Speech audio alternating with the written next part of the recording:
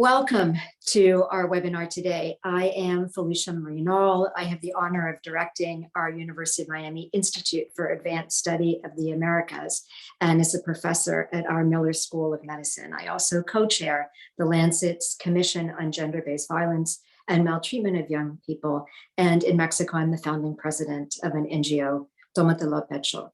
It's an amazing honor. It's been a wonderful experience to have organized and to be able to moderate this panel with you. I want to welcome our audience. I want to encourage you to share your comments and questions that we'll be sharing and going through towards the end of the panel. And I do want to share that our event today is going to take place in English. It will be up on the University of Miami Institute for Advanced Study website and our YouTube channel. And within the week, it will be available also with the full-on Spanish translation so that we'll be able to permanently have this information available both in English and in Spanish. We are all here for deeply, deeply personal reasons as survivors, as family members of survivors, and as friends of survivors. We know and we love many who have suffered, most of them in silence. We're also here as part of the campaign Orange the World to End Violence Against Women.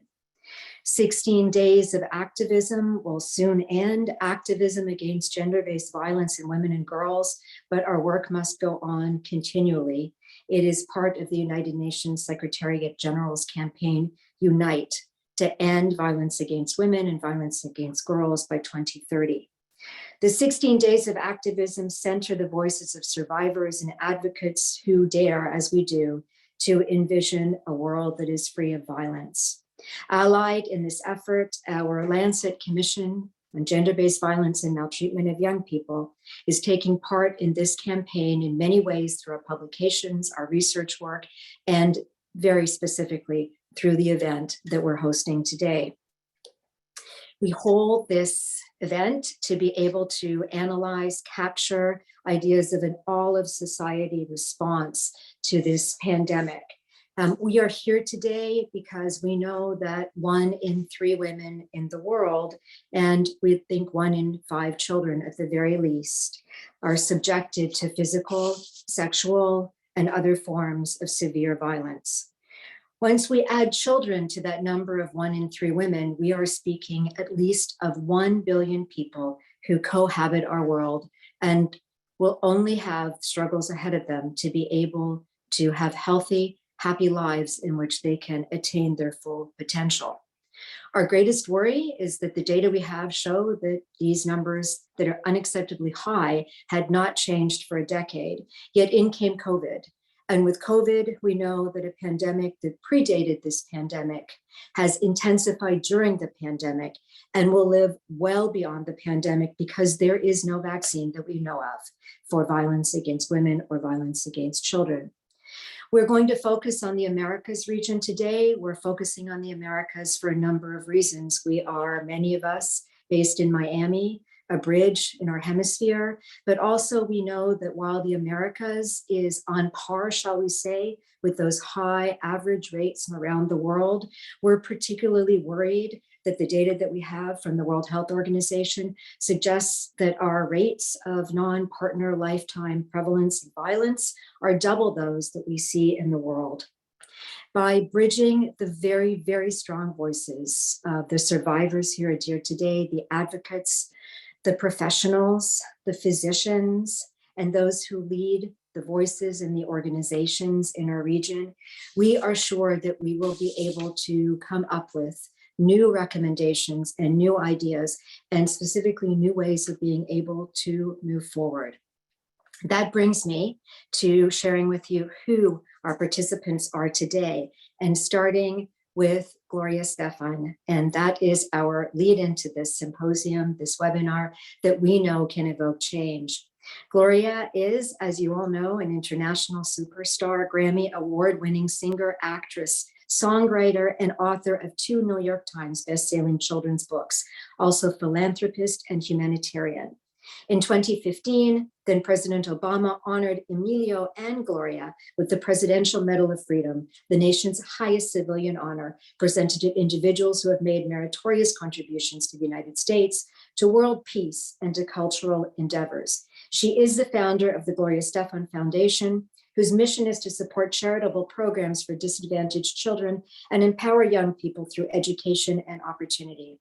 She co-hosts the two-time Emmy-nominated Facebook Watch series, Red Table Talk, the Estefans, and you will be hearing, I am sure, more about that as we go through our day. I must say she's also a graduate at the University of Miami, a friend and supporter of all our work today and always.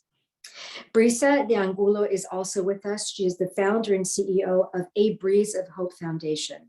As a lawyer, psychologist, and human rights activist, she dedicates her life to improving access to justice and healing for survivors of sexual violence against children. She has received numerous international awards, among them CNN Hero and Elevate Prize. Dr. Gary Barker, also a panelist, is a leading global voice in engaging men and boys in advancing gender equality and positive masculinities. He is the CEO and founder of Promundo, which has worked for 20 years in more than 40 countries around our world.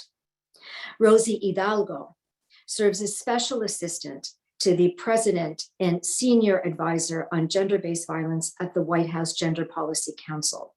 She has worked in the movement to end gender-based violence for over 25 years as a public interest attorney, as a national policy advocate, and recently in Esperanza United. Dr. Daniela Ligero is the executive director and chief executive officer of Together for Girls, a global public-private partnership dedicated to ending violence against children, especially sexual violence against girls. Before joining Together for Girls, she served as the vice president of Girls and Women's Strategy at the UN Foundation. She's held positions in the US Senate and has worked directly with survivors of sexual assault in a variety of settings. Pati Todotzintli is the president and CEO of Esperanza United and has over 35 years of experience in community development, nonprofit management, and working with Latinx communities. Under her leadership, Esperanza United has become the largest, most respected Latinx organization in the United States, focusing on ending gender-based violence. And finally, Dr. Flavia Bustreo, who will give closing remarks in our webinar, is vice chair of Fundación Botnar, chairs the Governance and Ethics Committee of the Partnership for Maternal, Newborn, and Child Health, and co-chairs with me, a great honor of mine, our Lancet Commission on Gender-Based Violence and Maltreatment of Young People. She is a physician, public health professional, and advocate for the health and human rights of women, children, adolescents, and the elderly. At the World Health Organization, most recently, she served as Assistant Director General for Family, Women, and Children's Health from 2010 to 2017. I'm thrilled now to turn to the first part of our webinar, one that's very special to us. We believe in the power of music to speak and open hearts and minds, especially around a cause as important and as painful as is ending gender-based violence. The University of Miami Institute for Advanced Study of the Americas has worked closely and proudly with our Frost School of Music at the University of Miami and with Dean Shelley Berg to achieve this melding of disciplines.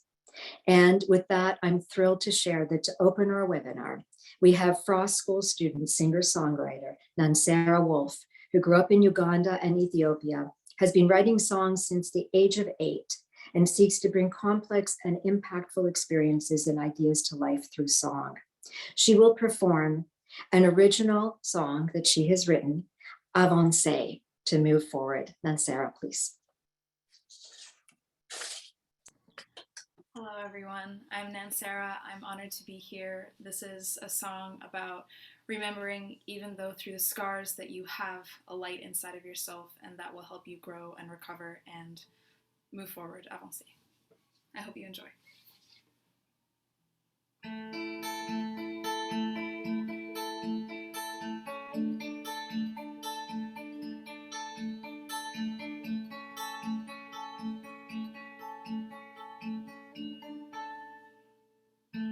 I take a breath, the oxygen tries its best to cleanse The smoky depths of the body I have known forever. I've lost everything. It blew up in plain sight. It was like dynamite. Boom, boom, boom in the light. Every movement now is an effort in itself, but I'm willing to learn how to make it work. How to make it work. I'm gonna break every rule in the book. I'm gonna deny every force of nature if I have to. If it's what I have to do to be who I am, I'm stronger to be who I am. I'm stronger to be who I am. I'm stronger. And yesterday will leave a stain. Tout ce que je sais est écrit avec un stylo. Tout ce que je sais est impossible à oublier. Je suis un enfant et je ne connais pas. Oh, oh, oh, le monde est très grand et je sais, je suis jeune, je peux tout apprendre. Every movement now is an effort in itself, but I'm willing to learn how to make it work. How to make it work. I'm gonna break every rule in the book. I'm gonna deny every force of nature if I have to. If it's what I have to do to be who I am, I'm stronger to be who I am. I'm stronger to be who I am. I'm stronger. Yesterday will leave a stain. We are puppets on a small string, underneath us ever changing. Close your eyes before the blinding light. Every movement now is an effort in itself, but I'm willing to learn how to make it work. How to make it work. I'm gonna break every rule in the book. I'm gonna deny every force of nature if I have to. If it's what I have to do to be who I am, I'm stronger to be who I am. I'm stronger to be who I am. I'm stronger. Yesterday will leave a stain. I take a breath. The oxygen tries its best, but the smoke is just a veil. Beneath it lies the lessons I have learned. Thank you so much. Yes. Amazing. Thank you. Thank you, Nansara. So now you have set the stage for us to break every rule in the book in multiple languages. Thank you. Everything that Eugene said about you pales compared to hearing you. And now I have the pleasure of starting our conversation. We'll have about 20 minutes speaking, myself and Gloria, about the topic that we have at hand. But I have a feeling Gloria might want to start with some words to Nansara. That was beautiful. And you know what?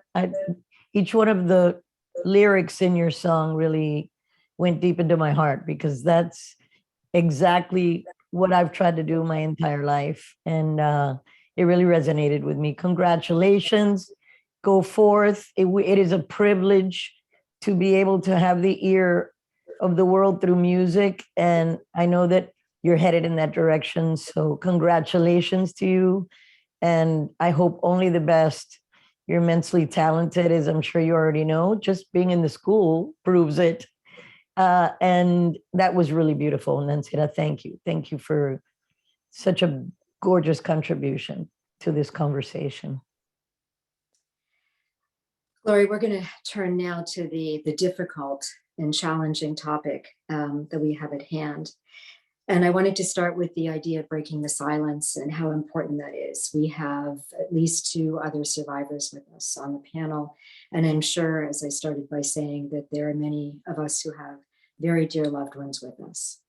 It meant a tremendous amount to me and to many of us to hear you break your silence on Red Table Talk. And I wonder if you could share why you chose this moment and then and there to break that silence. Absolutely, Felicia. You know, I always knew at some point in my life I would share this. It was twofold, the reasons that I hadn't shared it till this moment in my life, which is a very long moment. I've always been someone that looks ahead.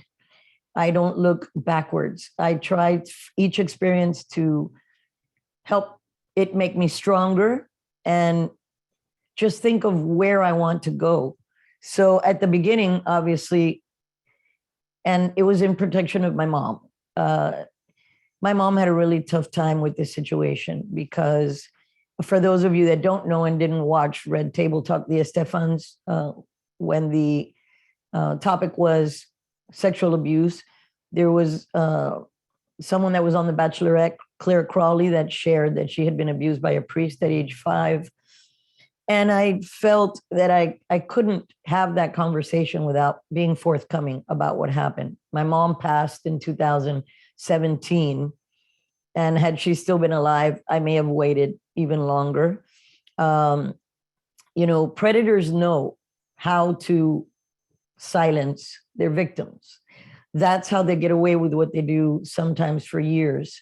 And he told me that he would kill my mother. My father was in Vietnam when this happened. I was 8 years old.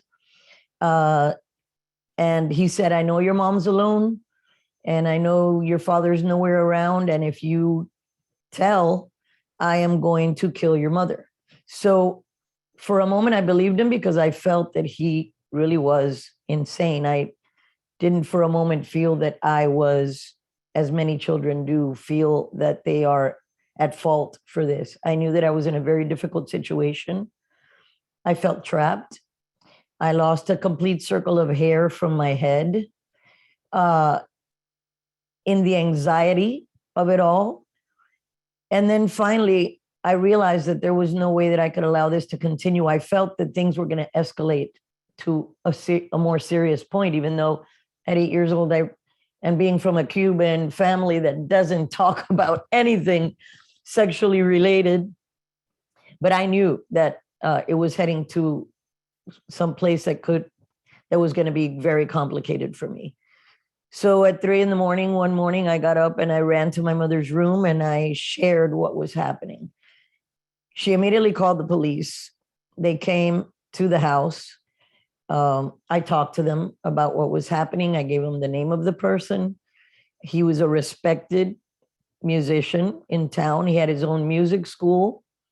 And I found out later that he had that music school for over 20 years. So I can only imagine the number of victims. And that to me is the most difficult part of not having my mom go forward with pressing charges, but she was trying to protect me because the police themselves told her that what I was going to go through on the stand was going to be far worse than what had happened already. And I couldn't change what had happened, but that she could change the abuse that was going to come at the hands of his lawyers and the nature of what I was going to go through. There were no, at that time, I mean, we're talking 50 years ago that this happened. So at that time, there were no child advocates in court. There were no psychologists that were brought in.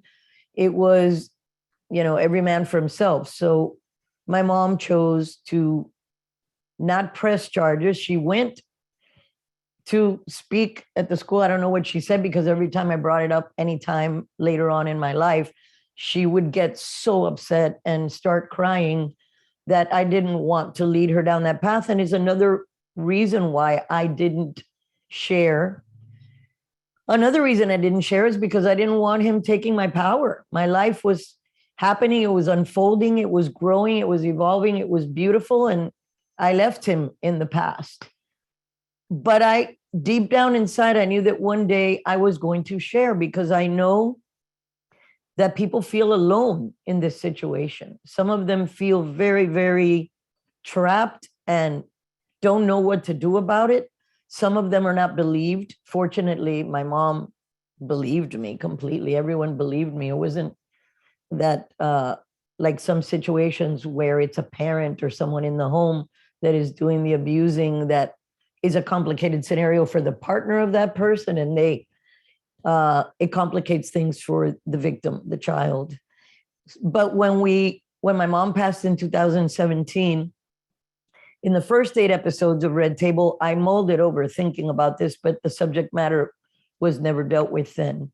When we wanted to deal in the second set of episodes, 12 episodes that we are now finishing up, there's 3 more coming in the following 3 Thursdays.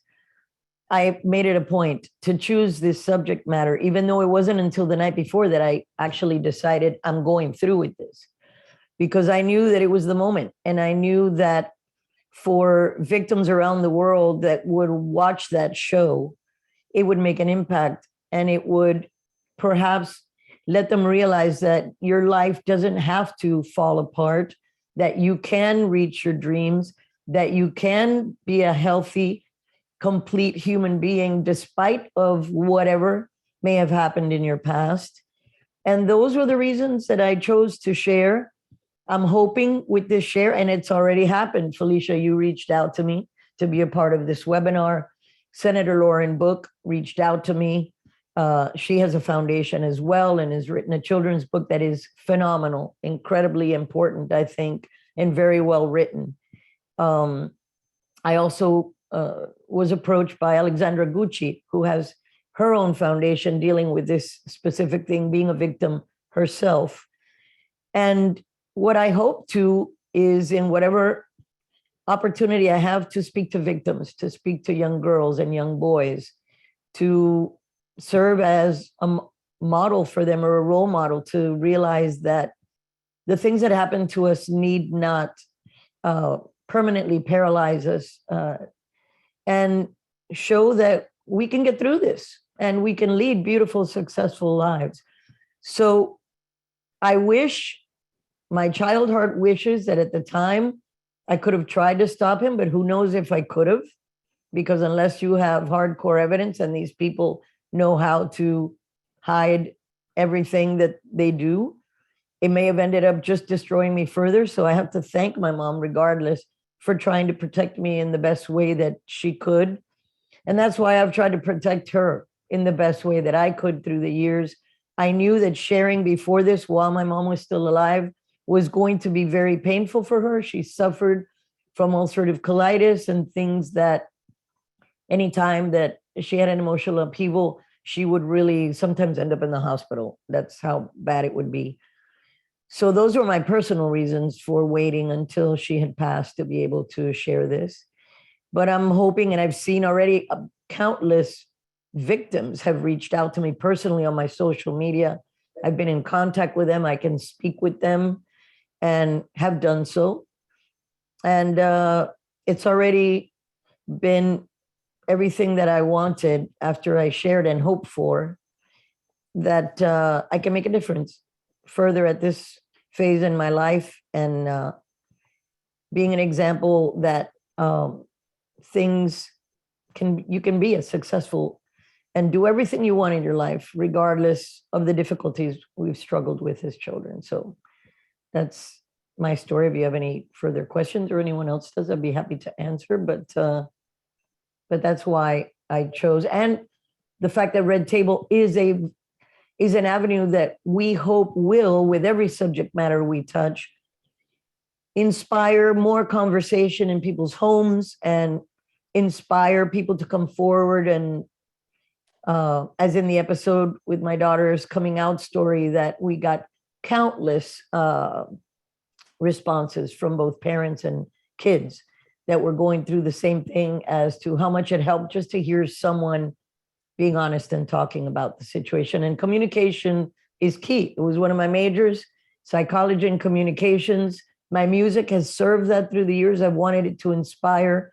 It's a big responsibility for me, Nacera, especially for you, to know that there are human beings that are going to listen to the words that you put together with music, and it's going to inspire them or make them feel stronger, make them feel less alone, make them feel like someone knows what they're going through. And my music has always been that, because other people's music got me through the toughest moments of my life, their songs, their sharings. So it's important for me, and I thank you for having me be a part of this webinar. We thank you. This wouldn't have been possible without you. You shared so many different pieces that I know we're going to pick up on the panel. The issues that I know Brisa will pick up on, of what it means to have a legal system that is so aggressive towards survivors and makes it so much more difficult for them to break their silence. But when I listened to all of you on Red Table Talk, I was very struck with the advice and recommendations that you were sharing with parents and children. You highlighted that a piece of your hair fell out. I think one of these messages is we see things happening in our children and we think they may not be, and the physicians think they may not be. But when you see something like this, a child eating through their cheeks, a hair falling out, you need to think the worst. The other is that we know that these individuals place themselves in situations where they can be with children in repeated and supposedly honored ways. But share with us, if you wouldn't mind, some of those messages that I heard in Red Table Talk. Yes, absolutely, Felicia. Well, we know that statistically, less than 1% of children ever lie about this experience. So we need to make it very clear to the legal system, and in whatever way that we can, that it is very rare that a child is lying about such a difficult subject matter. As for what we can do for our kids, from the moment that my children could understand, I found ways from sharing with them that mommy had gone through a very difficult experience as a child. And there are people, sometimes trusted people, that are near them that could, even as much as put a hand on their shoulder and what they feel, because kids have to trust. We get more information from our gut reaction or from someone's energy. And it could be a hand on the shoulder, can be as, difficult to handle as where the hands should not be anywhere.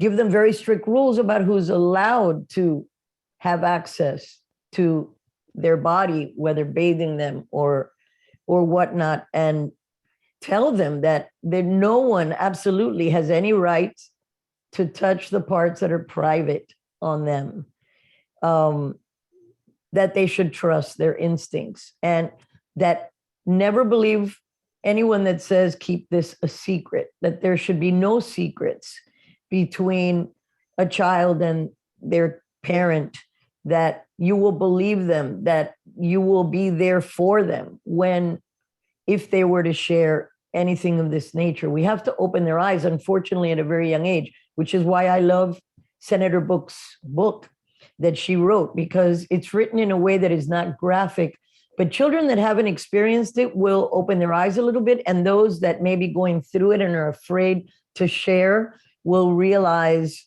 that through the experience of the little girl in the book, give them tools on how to deal with this situation. I think it is crucial that we try to make it a part of early childhood education somehow, in ways that are not going to be upsetting to parents, but that are going to, and handled by people that, psychologist or a doctor, but that is part of a curriculum as early as nursery or kindergarten, because prevention and educating our kids is probably the best way to do it. It's going to be impossible, especially since a huge percentage, I think it's something around 95% of predators are people that the child knows and trusts. And it is a double-edged sword when you tell a child, yes, you trust and love your family, but at the same time, sometimes it's the family member that, both close and far family, that may be the one committing the abuse. So it's a challenge. It's a real challenge. That's why it's important that we all discuss the many ways that we can try to be of service and help in these ways. I know that I've seen the foundation, Brisa, that you have, and so many things that all of you are already doing. And just to help one child at a time, if you can, is amazing. I mean, trying to save as many of the kids that we can, and try to help them by letting them realize that it's not their fault, that none of this is their fault ever. No child should never be held accountable or feel in any way that it was them that brought on the situation. Education is key, and especially parents to be very vocal with their children. Now, that's difficult because some parents have real difficulty with this subject matter because they weren't taught how to even talk about it. And I know that as a student of psychology, a lot of us go in for self-help, and I think I found it, which is why I decided to continue in a different direction with my career, although I had been accepted to the clinical psych school at the university. But we go looking for self-help because it is imperative, mental health in general, to try to find ways to demystify the things that people don't understand about mental health in general, and to try to give people tools, and young children very much. So I've tried to do that. My family was always aware of the things that happened. It wasn't like I hid it from them. I spoke to my sister about it the minute that I spoke to my mom about it. And the minute my children were born, I was very clear on trying to arm them with as many tools as I could. Your mother honors us in memory and in spirit, in having given you this space to be able to share with us. I'm going to turn to our panel, but then I'm going to turn back to you, Gloria, at the end of the panel, and ask you to help us to think about new, innovative ways that we can disseminate these messages, working with you and with others. I want to turn to the panel because I think Gloria picked up on so many different important pieces that we're going to discuss when we think about policy and programs in our region. And I just want to highlight again that piece of data from the World Health Organization that struck me so much, that why in the region of the Americas are we seeing double the prevalence of non-intimate partner violence? In other words, violence by those who are known somehow to the victim, but are not their intimate partner. That's something that we need to think very, very carefully about. I want to start with you, Daniela, and ask you why survivor voices are so key in countering these pandemics, and how can they bridge the silos we find between the worlds of gender, of women, and of children when we think of policies. Yeah, thank you so much, Felicia. It's such an honor to be with you here today. And I just want to say out loud, I am answering this question both as a psychologist and a scientist who's worked in this field for over 20 years, but also as a survivor of child sexual abuse myself. I started telling my story publicly over a decade ago, really because the silence around this issue and the lack of survivor voices as part of our response was really deeply troubling to me.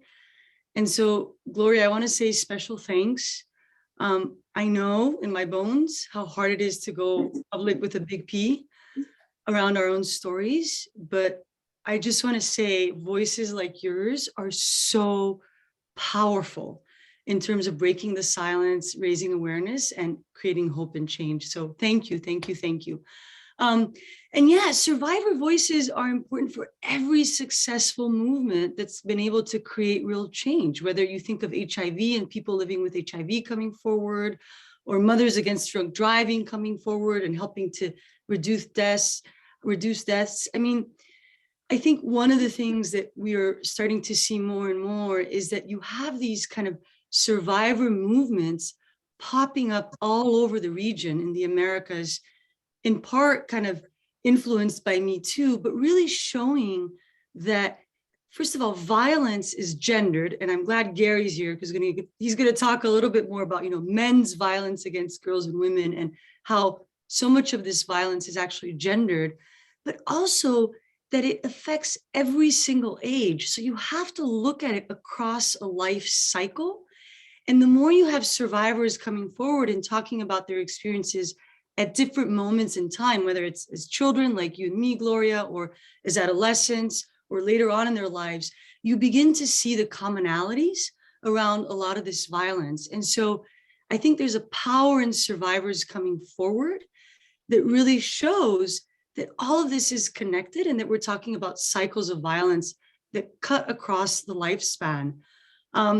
And really, I truly, truly believe that we're only going to see the kind of massive change we want when survivors and allies come together to demand change and to really raise this issue at the highest level. And so, it's already happening in our region. There are these pockets, but I think there's a real opportunity to connect, to support survivor leadership and voices, to amplify those voices, and to show that the sexual abuse that's happening in the schools, in the church, in sports, in the home, in our communities, there's a connection across all of these. And it has to do with silence, and it has to do with not really taking prevention, healing, and justice seriously. So thanks, Felicia.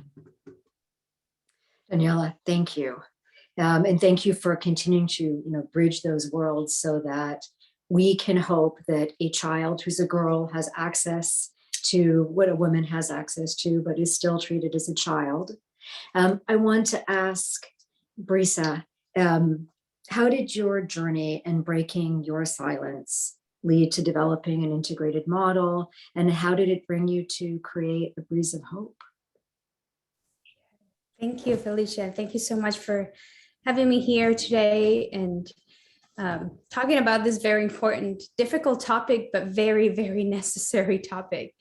So I broke the silence more than 20 years ago. And I was one of the first adolescents who started speaking out of sexual violence. And I was one of the first adolescents who took my case to court. And what was really hard was that through this process, I could not find one person who would not belittle me, blame me, or somehow question in a way, like, why did this happen? Why didn't you do this? And make me feel like I had done something wrong, that I could have avoided it. And I received a lot of intimidation from the government, from my community, from my extended family. And then what most of us who break the silence go through, which is like character assassination of like, how do we destroy the little that you have left, and your life becomes, and how do I defend myself? And in this process, I tried to commit suicide twice. And that's when I realized that this is not just happening to me. This is happening to thousands of children around me. And I had the privilege and the blessing that my mom and dad stand by my side. And most children don't have that. With the thousands of children that I've worked with, they don't have that.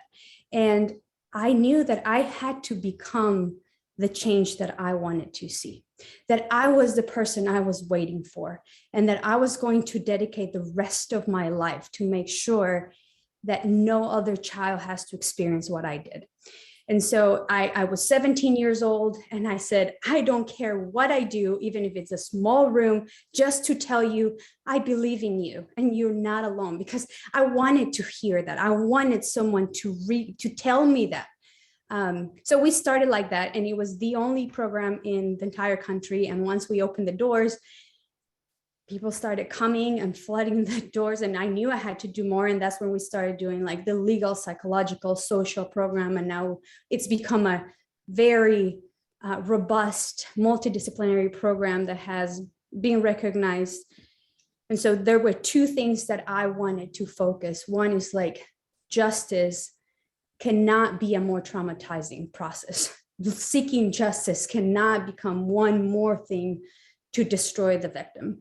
And I fought so hard where we've been able to change a 2% conviction rate to a 95% conviction rate, and making sure that this process becomes a healing journey, not one more of destroying.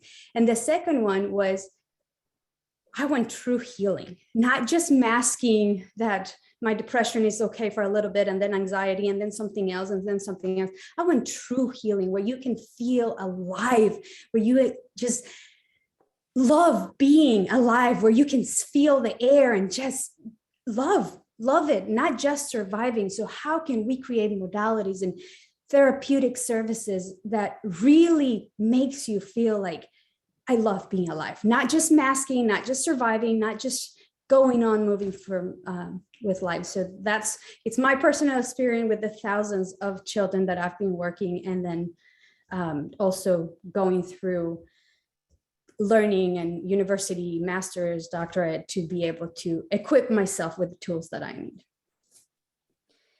Thank you so much for sharing. We're going to go into more detail on all that work with the justice system. I wanted to highlight 2 points. Thank you for sharing with us the suicide attempts, for highlighting the mental health burden of what we're seeing in our world. The cost of inaction is enormous. I want us not to forget that about a third of the girls who present with eating disorders have suffered violence, sexual violence.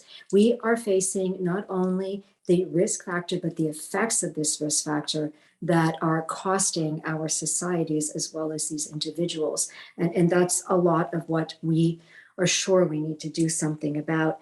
I wanted now to turn to Gary. I think it's exactly the right moment to hear why it's so important to also focus on men and boys, and what we know about the factors that drive men's use of violence against women. Gary.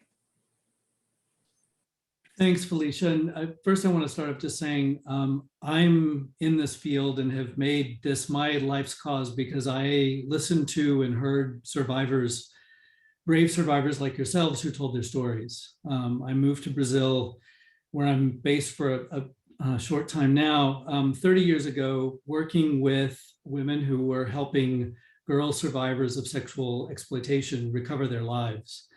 And I begin to ask, how do we think about going upstream on this? The problem happens in the lives of girls and women, but the problem lies with men. And one step upstream for that is to say it is how we raise boys and men. I'm a developmental psychologist and look at the trajectories of boys and men into violence. And it may sound obvious, but I think it's important to say there are no 3 or 4 boys who step into their playgrounds, their bedrooms, their living rooms and say, I want to exploit or abuse women and girls. This is learned behavior. And our lack of bravery, not your part, but society-wide, is to say we can raise boys and men to be better. And in fact, we need to build on the voices of so many male allies that I've had a chance to work with in the Latin America region and beyond, who say it is our cause as well to call out other men and boys and to look upstream to say, how can we break this cycle? And I'm deliberately using that word because we know from our research and many others that in terms of an individual adult man's perpetration, the largest single factor is if you witness violence against your mother growing up. Boys who witness this violence at home are 3 times more likely to carry it out. If you experience other violence in school or in the home, if you yourself are a victim of violence, as many boys are, you're more likely to use violence of multiple kinds, including sexual violence and including violence against a female partner later on. understanding how that combination of witnessing it and how internalization of norms that allow violence to happen and how impunity continues to contribute to it. I think it's that triple combination that we have to be brave enough to say we can raise boys better. We have to start these conversations young. One of our key pieces of working at the prevention level is having young men listen to survivor stories in group education processes, with creative media work, to make that a part of how we talk to boys, so that we teach consent, we teach respect, we teach equality, we teach nonviolence. Thanks. Gary, thank you, because without the work you were doing and are doing, we wouldn't have this facet that's so important to eliminating these forms of violence. And I know it's being courageous to be able to speak out yourself among a group of women like this. Thank you. Patti, I wanted to turn to you and ask you about the work of Esperanza United that has been so fundamental for the Latinx community based in the United States and now growing elsewhere. What have you learned about the importance of a 360 model? I think it builds so well on what Gary was just sharing with us. Thank you, Felicia. And I just also want to say thank you, Gloria, for sharing your stories. And it makes me think of my story and my daughter's story and other family members' stories. So thank you. Well, first, there needs to be an organizational commitment to invest in and be part of the communities that we're going to serve. You know, too many organizations come up with programs that they think are going to help the community, but the investment in really learning from community isn't there from the beginning. And for us, it's always been about listening to survivors and to community members on an ongoing basis. And if we don't do that, we're not doing our job as a Latino organization. So it's really about partnership and relationship and trust. And as already has been mentioned, survivors' voices are critical to whatever we do. The other thing is that knowing that this work isn't static, and yet it must be comprehensive and holistic. It's not just about the domestic violence or the sexual assault that somebody might have experienced or be experiencing, because many survivors have told us, well, I do want the violence to stop, but I need this, this, and this first, you know, then I'll address it, because they may have other issues that are so pressing in their lives or in their children's lives, or even in their partner's lives that they want to see us work with. And so it's important to look at everybody's lived realities in order to really provide comprehensive and holistic work. You know, we started as a shelter almost 40 years ago, and from there we grew. We still have that shelter. It's the smallest shelter in the Twin Cities. But from there we grew to community advocacy, because we needed to be where women were at, and where they were at, not necessarily in shelter. And we also needed to work with the system of shelters and domestic violence programs and other programs that were seeing survivors in their services and maybe weren't getting what they needed. So our commitment also had to be, what's our role with holding others accountable, but also being able to train others on what we called a Latina-based advocacy framework. Because if we couldn't do that, again, we weren't really serving our community. Not every Latina was going to find us. So we went then to work and what we called community engagement, because just as I said, not every Latina was going to find us. They might find their neighbor, their friends, a pastor, you know, a school colleague, etc. So we began doing leadership development. We began doing action project work. So we work with women, with girls, with men, and with boys who are really interested in wanting to be part of the efforts that we have, so that they become really the first responders in community. A friend can go to them and they'll understand what to do. A Latino can be with his friends and be able to say, no, that's not right. This is what you got to do. So those first responders are critical, because someone may not know we have a crisis line and that we can answer their call. So we've continued to expand and create interconnections between all of our work and all of our programming. And it's just as critical to do partnerships with other programs, with other systems, with other entities, with allies that can be part of this work. And again, I would say prevention is critical. And right now, the issues that have been mentioned about mental health, we've had to shift. We have programming, we have initiatives that we do that do evolve. But in the pandemic, we literally said, "Poof, okay, this is what we're going to do because this is what people need. This is what the youth need." We've seen more suicide attempts in the last year and a half than we've probably seen in the last 5 to 8 years. We've seen more kids struggling with coming back to school, and the systems aren't working with them in a way that understands what they've gone through over the past 18, 19, 20 months. So instead of discipline in the school, what they need is understanding and to build trust and relationship.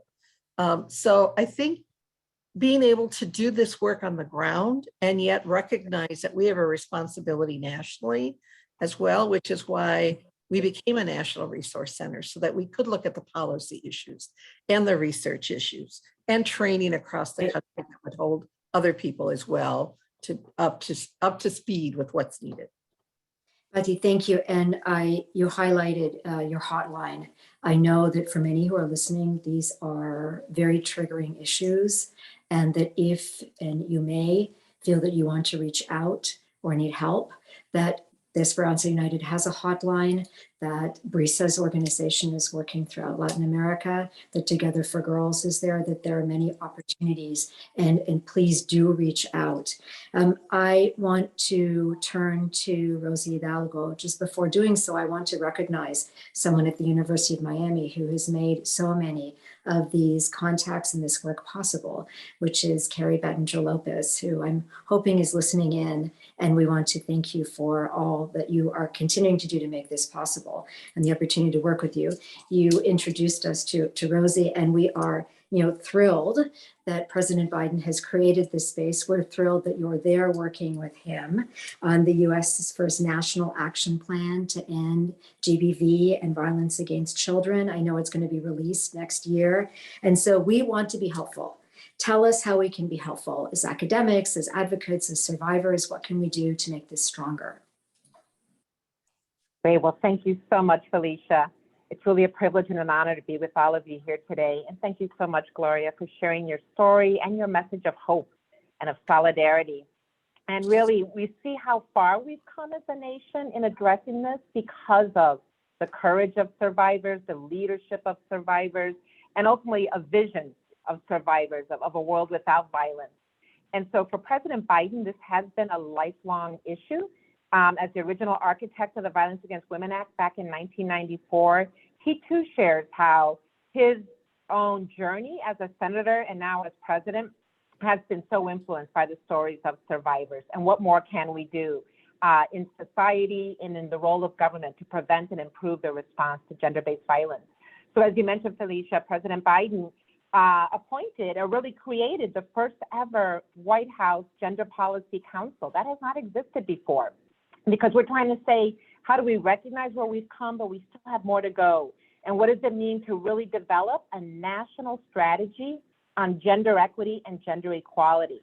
And so that's the first step. And so for the first 200 days of this Biden-Harris administration, we engaged in a lot of external stakeholder listening sessions, consultations across whole of government, and launched last month in October, well, just now we're in December, so a little bit over a month ago, during October, we launched the first ever national strategy on gender equity and gender equality that lifts up 10 key priorities. And one of those is, of course, ending gender-based violence. And it is a key priority that also is interconnected with the other key priorities, whether it's economic security, access to health and mental health services, women's leadership, advancing human rights. So we're really excited as we put that national strategy into play and into implementation. The next part of the executive order that created the White House Gender Policy Council called on us, as you mentioned, to develop the first ever national action plan on gender-based violence. And I'm glad you mentioned Carrie's name. And when Carrie had served with Vice President Biden as a White House advisor on violence against women, Carrie brought that human rights vision. And I remember at the time I was at the Department of Justice, and she said to us, why doesn't the U.S. have a national action plan on gender-based violence? And lifted up that this is actually a best practice globally that UN Women advances. And 78 countries around the world have national action plans on GBV. And really the initial response was, well, we have VAWA, right? And we're always trying to improve that legislation. And there's some other key pieces of legislation. But the more we really looked into it, we recognized that to develop a national action plan is to really holistically bring all of us together and say, how do we connect all these dots? How do we lay out a blueprint, a strategy that involves all of us? And to Patty's point, how do we do more on prevention? I think for a time that the field was very focused on services, which are critical. But like Gary said, we have to go upstream. And that really is a key part, as we've been doing a lot of external stakeholder engagement and listening sessions. I think there is a significant paradigm shift that we got to go beyond social services to social transformation. And we have to have that vision. And Gary, I love, when you say that at the end of the day, right, abuse is learned behavior. And as President Biden says, it's a tool of power and control, right, that people make a choice. And so how do we make sure that we lift up a whole of government approach on prevention and on improving the response? And I really honor the voices of survivors and Brisa, your experience too, where you laid out and even Gloria, the way that you were warned that it would be way too traumatic to even seek safety, to seek help. We have to do so much better than that.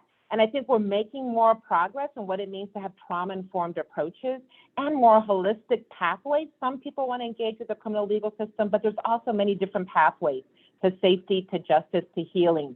And those are the things with this national action plan that we're seeking to advance. So to your point, Felicia, we're really looking for everyone's engagement. We've been doing a lot of extensive consultation and gathering recommendations, looking at Daniela with all the work you're doing with the Keep Kids Safe Coalition, who have assembled a remarkable set of recommendations for the government. So this is really opportunities for everyone to bring forward those recommendations and for all of us to work not only to develop a more holistic plan of what the governments can do, but every sector, right? What is the role of, as Patty was saying, of community, of faith-based, of sports, of philanthropy, and ultimately of each individual wherever they find themselves. So there's a lot of hopefulness as we all move forward, and as we also work globally on these issues as well. So hopefulness, there's a lot of hopefulness because of all that you're doing, President Biden and the group in the White House. Daniela, you were spectacularly brief in your first response, but I want to give you a chance to speak about what Together for Girls has been doing, co-leading the U.S. National Blueprint to end sexual violence against children and adolescents, how this fits in, what we could learn for the region as well. And to congratulate and thank you for leading all that work. Thank you so much, Felicia. I do want to start by really honoring your leadership, Rosie. It's just amazing what you all have been able to do. And the fact that there's someone in the White House that's thinking about this every day is just phenomenal. I had a chance to work in government at the Department of State under the Obama administration. And so I think the whole idea of the work we're doing with the blueprint that was just launched is to the point Rosie was making. There is a role for the federal government for national leadership on this issue. Earlier we were talking about parents, we were talking about individuals and what individuals can do. That's super important, but we also believe there is a role for government, and there is a role for government at a national level. We have seen this in other countries, as Rosie was saying. It makes a big difference.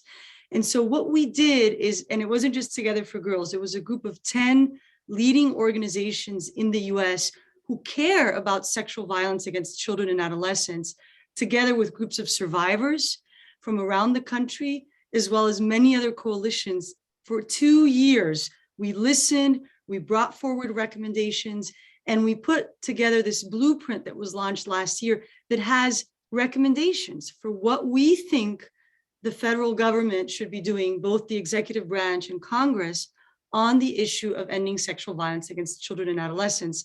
And as you said, Rosie, there are a series of recommendations that have been built in as part of a very long, comprehensive process. And, I think what we're hoping for, and Rosie and I talk a lot, is that this blueprint can help inform the national action plan that Rosie is leading when you think about children and adolescents. I mean, if you have a life cycle approach, you can say, oh, these are the things that are more relevant for adults.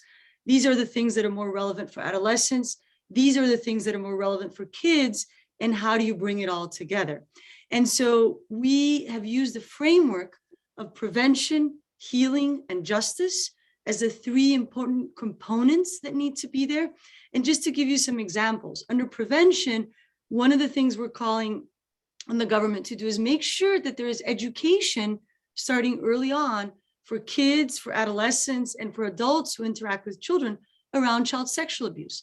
That is not a requirement. People do it when they want to, or states have different requirements. So how do you make sure that that becomes something that's natural, that you just do, and that the federal government can help put, for example, in schools, or something like background checks for any individual that interacts with children in a youth serving organization are examples of the kinds of things in prevention.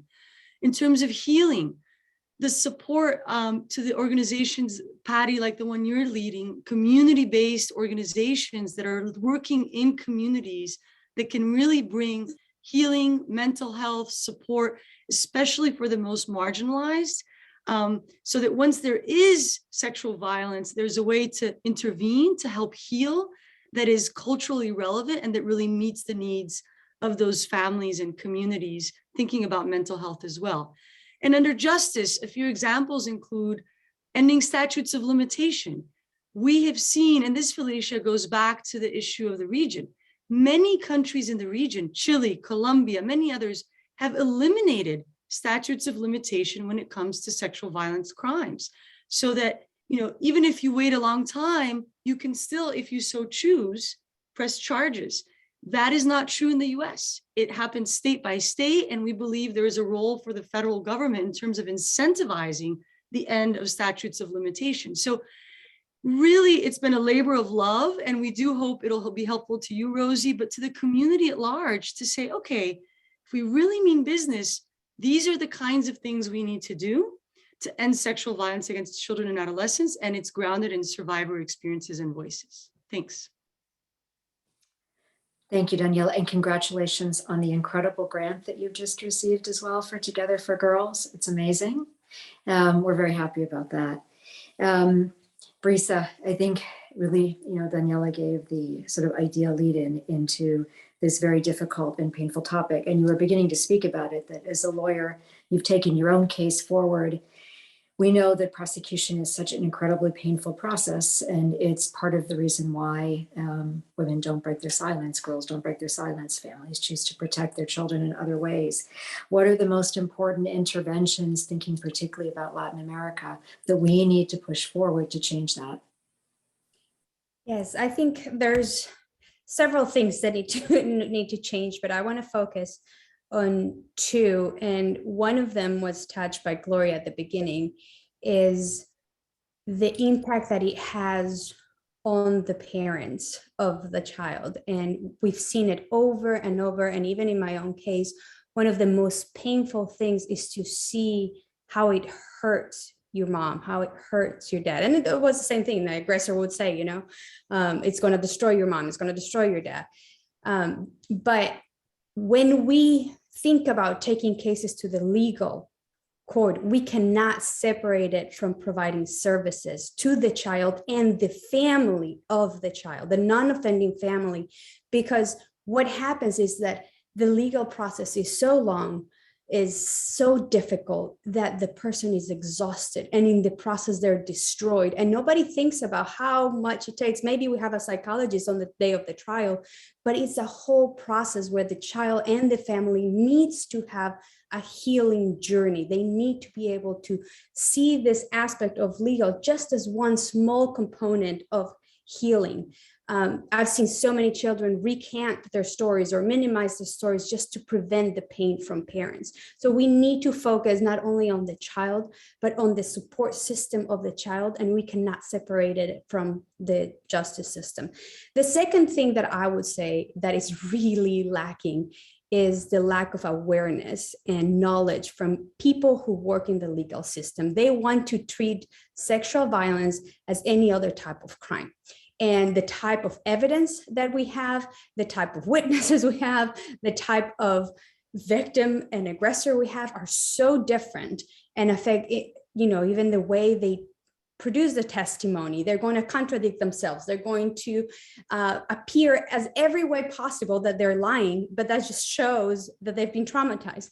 And so when we have judges, prosecutors, police officers, forensic doctors making questions or looking for something that is not there, ends up harming the child even more. So we need to train and educate. We cannot have any judge, any police officer, any forensic doctor who's not specialized on sexual violence be dealing with these cases, because they're only going to create more harm. So I think those two things, if we can start working, and I've seen it in my own line of work when I work with judges and I can present to them the neurobiological consequences of trauma in a child, and I can show them and prove to them what's actually happened. I've seen how they have completely changed the way that they do the hearing trial. So I've seen how that has changed for children and for the judicial system, where we can produce expertise and provide expertise to the people who handle these types of cases. Brisa, Can I thank you. just say, Felicia, Brisa is amazing, and the transformation that she has created is a role model for all of us. I just want to say that out loud. You say that for all of us, there's no question. And for many children that we know that haven't been able to do this yet, Brisa. Pati, I wanted to briefly share with us a little bit about what you think that our advocacy community can do to push forward the NAP in the United States. Well, clearly, I think it's going to take everybody working together. I think that's been noted before. And actually, even with advocates are a wealth of leadership, support, capability. So I think advocate voices along with survivors' voices are going to be critical in order to push and prod and expect and demand. But it can't be advocates alone. The organizations that they work for have to be committed to this work in a stronger manner. We have many Latina advocates or other advocates of color that might not be in a culturally specific organization. And so the organization they're in may not recognize that they have a job to do around serving culturally specific community and immigrants. So it's about really expecting organizations and systems and government leaders to really join together to make change. Immigration reform has been something that has been a challenge for so many years. And we know our communities and our survivors are really struggle with the immigration policies, practices, et cetera.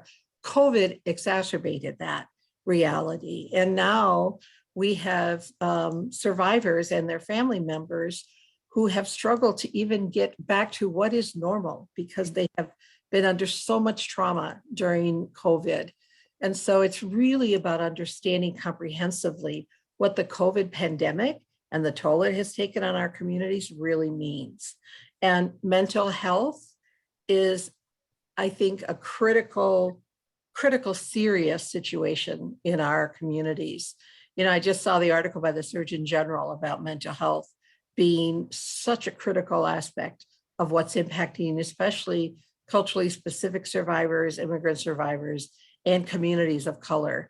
So I just think we have to all work together in order to make change. And it means calling in those who maybe haven't seen themselves on the front line of this to really become part of the front line.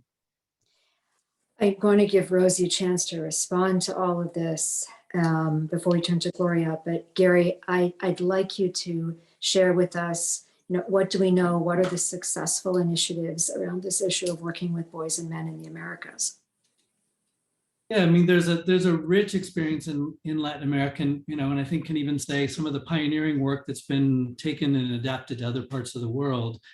One is comprehensive sexuality education that's got a gender transformative lens and includes conversations with boys and young men about consent, about power, listening to other stories, giving boys clear instructions of what they can do when they see other boys, young men abusing power and harassing.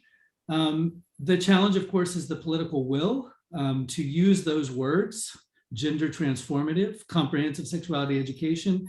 We know the conservative pushback across the Americas about that, but that is certainly one thing that we know works. We also know that media approaches that make creative conversations in existing popular programming can work. There's some great successes from Nicaragua on that, from Puntos de Encuentro and others, of using media as a way to model what we mean by healthy, respectful relationships and healthy masculinities. Hotlines we think can work. Bogota's trying a thing called Linea Calma, a hotline for men who think they may use violence or they also have other mental health issues, to make spaces where men can seek help before they get to the point of using more harmful forms of violence, including against themselves. Workplace approaches. Inter-American Development Bank, UN Women, and some of the offices across Latin America have done interesting partnerships with the corporate sector that go beyond, this is not a 45-minute training on sexual harassment that too often we think takes care of this. This is looking at full workplace approaches that engage men as allies and also make it really clear what to do when we have to call men out. Fourth, we need, and I think this has been brought up several times by Daniela and others, trauma-informed approaches, psychosocial approaches that offer services for girls who witness violence early on, because we know that's often a driver for, in terms of women accepting and being in violent relationships later on, and offering a space for boys to talk about and receive support in terms of the violence they've experienced or witnessed. We need all the above, and I think it's, we do need to say there's been far too little funding to scale up such programming, to make it part of what governments do. And it is shameful that in many countries we've had to look at, well, what do we fund, prevention or survivor support? Right. We make clear in this work with boys and men, this can never be an instead of.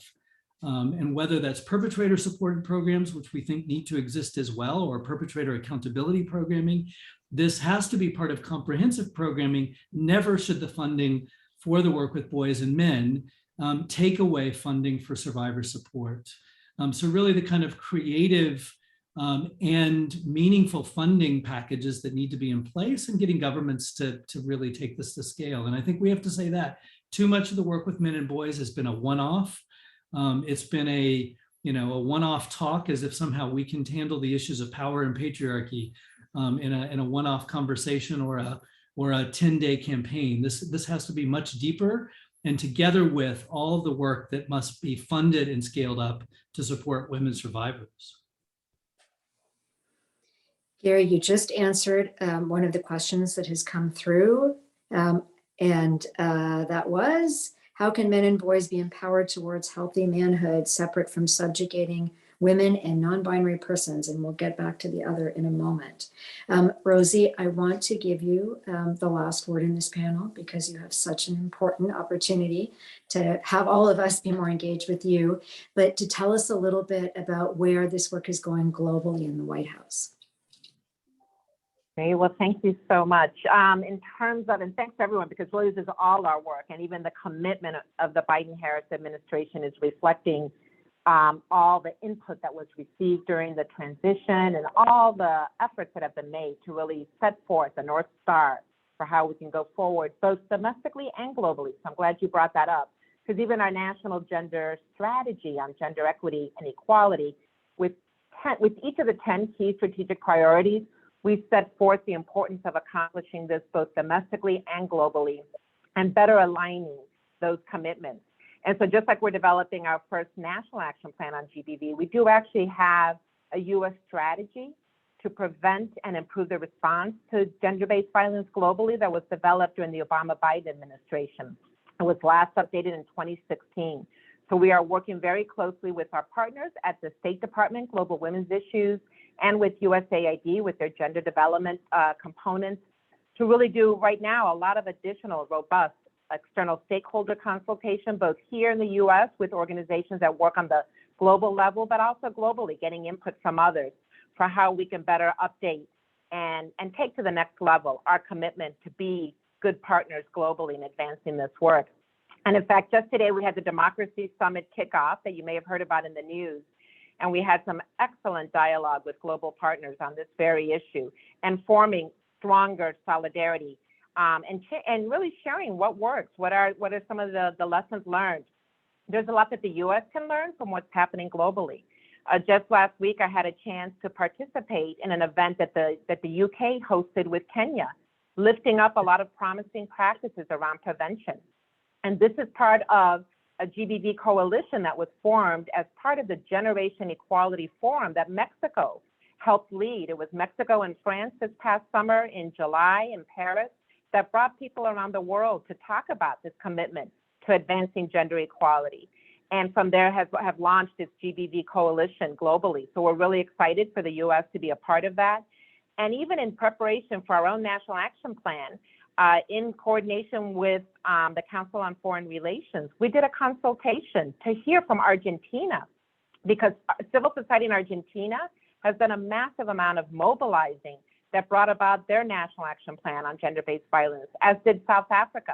So it was really a great experience that we invited NGOs from the US with humility to listen to our wonderful leaders from Argentina and South Africa and learn from their experiences and have this civil society exchange. So there's a very strong commitment in this administration to learning with humility from others who have been doing this work, to sharing what we are doing here in the US, and to together lifting up this commitment at the global level.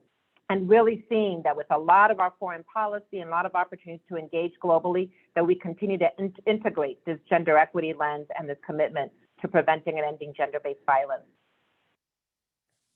Rosie, thank you. We have this complex question that's going to come out in just a minute. Gloria, we also have a question for you. I wanted to ask you for any thoughts and reflections you had after we threw this whole panel sort of at you. You know what's so interesting, Gary, it's what you were mentioning is important. And another one of the shows we did on Red Table was called Machismo, where we had Canelo Alvarez, the boxer, and Justin Baldoni, who has written a book called Man Enough. And that is exactly what he is focusing on in this book, the expectations that boys go through in regards to their masculinity, what defines masculinity, and how we can change those dynamics, which has led to a lot of mental health issues among men, because they can't share their innermost worries without having even their own partners, when they're women, expecting them to be a certain way, and having to lock up their emotions when they're young. And those expectations create situations. And I think it's brilliant what you're doing with that, because that is a big part of it. And the fact that boys are also victims of this abuse is important to address. And Daniela and Brisa, my gosh, when I listened to your story, Brisa, about you going through exactly what my mother feared, but so many decades later, I would have thought that at this point we were doing a lot better. I think that it would be important to push for never having the child face their aggressor in court. I don't think there's a need for this to happen. I think that it is counterproductive for the child. It re-traumatizes them. They obviously have a power over this child to a certain degree because of the abuse, and to have the child have to be in court and face this aggressor. I know that in Miami, there are certain things that the system here is doing to prevent that, and that the child can testify separate from their aggressor and their predator. Protection of our children and belief. But Felicia, what you're working on that we spoke of before, knowledge is power. And like you were saying, Brisa, if judges and lawyers already know the statistics, the reality of this pandemic, and I think we're touching the surface because these are people that have come forward. But to talk about 1 in 3 girls, what else affects 1 in 3 girls that we know of? I mean, this is a very difficult situation, and 1 in 5 boys, possibly 4. It is something that needs to be dealt with. And like you said, Daniela, on a multi-pronged approach, there's so many ways that we can do this. As for me, I hope to be of value to all of you that already have these established organizations that are working on just that. Obviously, with policy, anything that I can do, I actually did get a law changed in Florida, which was brutal when I think it was 1995, someone lost their life under our boat because there were no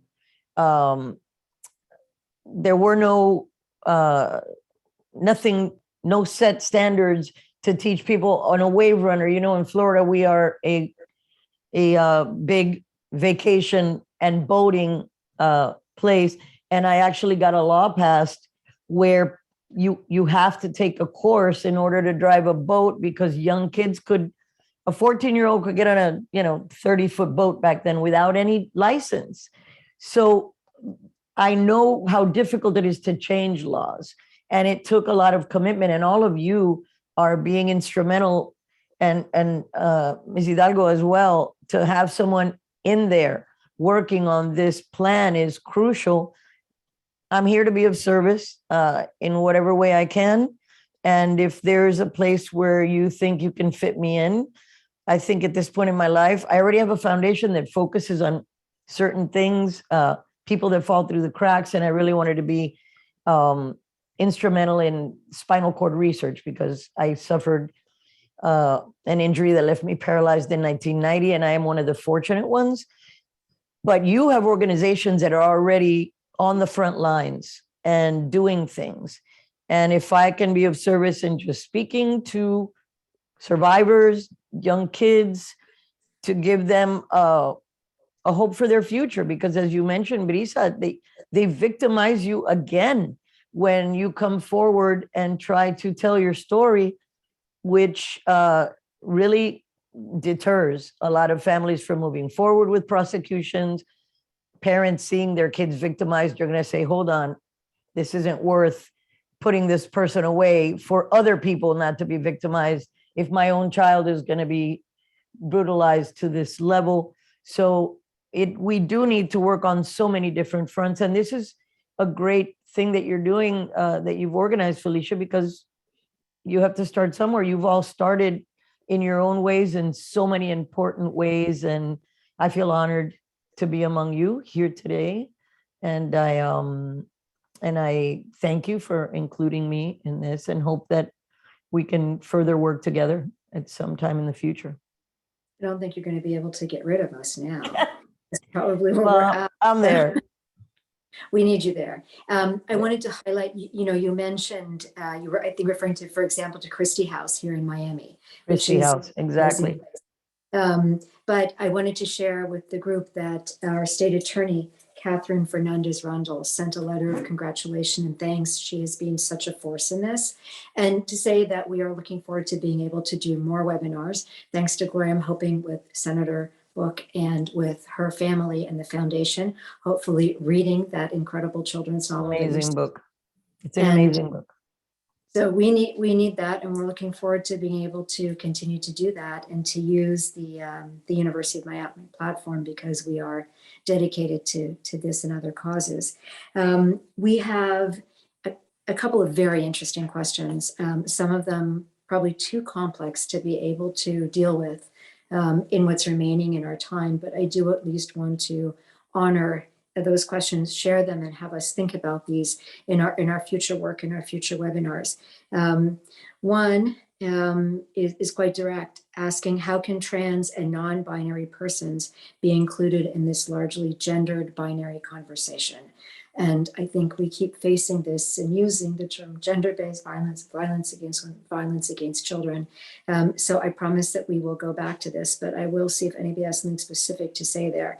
The other that is a very direct question is in countries that have toxic masculine leaders, like in the case of Mexico or Brazil, very specifically speaking about AMLO and Bolsonaro, I'm reading the question, what can be done by other authorities, local and state actors, for example, to combat the machismo and the attitudes? And we have leaders that espouse this sorts of misogyny. And of course, this is not unique or specific only to these two countries or these two leaders.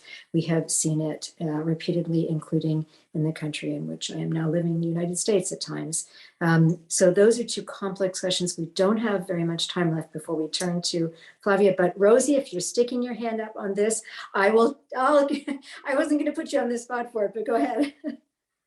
I very much appreciate the question. And in the strategy that we put out, the National Gender Equity and Equality Strategy, it does lift up how critical it is to look at gender much more broadly and to really lift up the rights and the needs. You know, there's not a one size fits all approach, and lifting up the rights of LGBTQ plus individuals as very critical. And in that strategy, we do lift up the statistics that sadly the research shows a disproportionate impact of domestic violence, sexual assault, and other forms of violence against transgender individuals and others in the LGBTQ community. And in fact, just 2 weeks ago, the White House did a special event for Transgender Remembrance Day, those who disproportionately are suffering homicide, and also at the intersection with racial equity issues. And so I can send that resource that was put together, but there were a series of over 15 listening sessions focused specifically on the transgender community. And here at the White House, Ambassador Susan Rice, and we participated in this, invited a number of advocates and survivors and leaders in that community to really listen and to see what more we can do. And I just want to highlight that all of this work really needs to be very intersectional. And on day one, the president did sign also an executive order on racial equity and the needs of underserved communities, and a separate one on lifting up the rights of LGBTQ individuals. So you're exactly right, and I appreciate the question that was posed, because we have to look at all of this, how it impacts, you know, women and girls, but how it also impacts individuals, as you mentioned, Gloria, even, you know, boys who also suffer high rates of sexual abuse and sometimes are very fearful and a lot of shame in coming forward. And how we look at this at the disproportionate impact on marginalized communities and making sure those communities are getting the resources they need to be able to do the best work in prevention and reaching hard to serve communities. So I think it really lays an important goal for all of us to always keep that in mind as we're moving forward. So thank you very much. And I will just briefly speak to that other question. We've been doing some solid work on what we call punt politics in the region, and that reference to Mexico and Brazil, but probably also what we've seen in the United States and Canada, elsewhere, you know, not to lose hope that there's so many other areas in which leadership can come, from which educated innovation can come. The state actors, the local actors, the municipal actors, our legislators, there are all sorts of ways to push for change. And I think that's sort of the message that we've been putting forward with this idea of punt politics in our region. We are just about out of time, and I want to give Flavia the chance to close out. But Gloria, there was this last question that would really add to this idea of hope. And they said, what role did music and art, or have music and art had in your fight to overcome this challenge that you faced in childhood? Music has been one of the most healing forces in my life. I sing since I talk, so maybe I was a little, focusing on that. My father's family, very musical, my mother, very musical. So I think besides being in the genes, it was my escape. I escaped into the world of music and would lock myself up in my room with my guitar. And it's funny because the predator was part of music, but he wasn't able to taint it in any way for me, because music is just one of the most beautiful things in everyone's life. It's the soundtrack to our lives. I think you'd be hard pressed to find a human being that doesn't have some piece of music. It doesn't mean something to them, or that hasn't inspired them, made them feel better, or simply entertain them if that was the need. But it has been crucial. And I've tried to share my thoughts with my fans through my lyrics and my music. That's why I think it is such a privilege and a blessing to do what I do and to be in the position where my words are being heard by other people, because I know the impact that those things can have on other people listening. So absolutely, music was my solace, my escape, and my catharsis through a great part of my life, and continues to be so, although I have an amazingly blessed and happy life. And I am so incredibly impressed to see all of the survivors on this panel turn their pain into action and into bettering the lives of others because of what you've gone through. And I think that that is the key to humanity and to doing the best we can as people on this planet. You know, we come here to a shared experience with a lot of difficulties. I see it as, I think it's school. You know, we all have our individual spiritual beliefs, but I do believe that how we deal with trauma, because trauma is inevitable in one way or another, how we deal with it and how we get beyond it and grow and evolve, become stronger, and in turn give a hand to other people going through it, it describes what true humanity is, and I think what we strive for. And I appreciate being on this panel, and I love and appreciate music. And thank Nacera also for that amazing contribution at the top of the webinar. We're blessed with your music and with Nacera. Let me turn it over to my esteemed and beloved co-chair, my good friend Flavia Bustreo. Wow, what a conversation that we have had for me this evening. We began with a lot of emotion, and on behalf of the Lancet Commission on Gender-Based Violence, I really want to thank especially you, Gloria, but also Daniela and Brisa, for bringing your voice, sharing with courage your experience, and giving hope to the many people that were listening, but also the many people that our work will touch. We are a group of commissioners, scientific advisors that have the ambition to capture what works in the programs, what are the policies that are the right policy, what are the roles that governments, private actors, and communities have to really solve these problems. And I think we have learned a lot this evening, but most importantly, we look forward to working with you. I leave this seminar and webinar, Felicia, very hopeful that number one, we have the right leadership. We have the right leadership in the White House that is listening.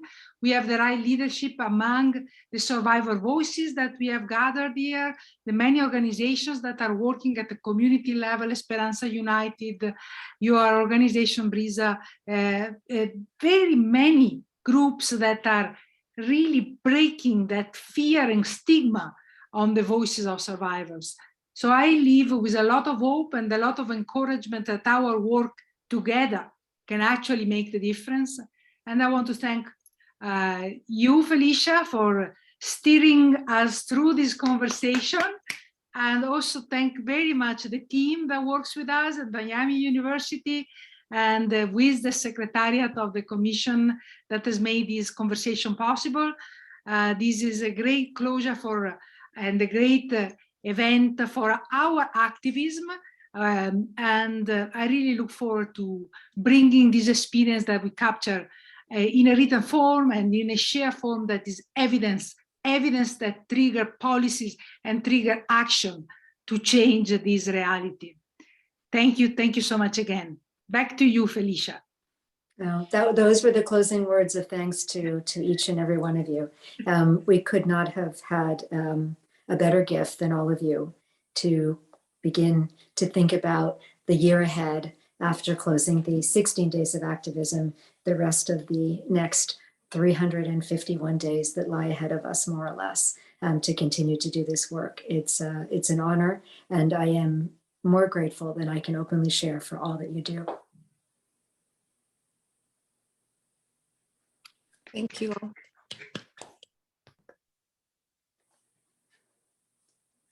Ciao. Ciao, everyone.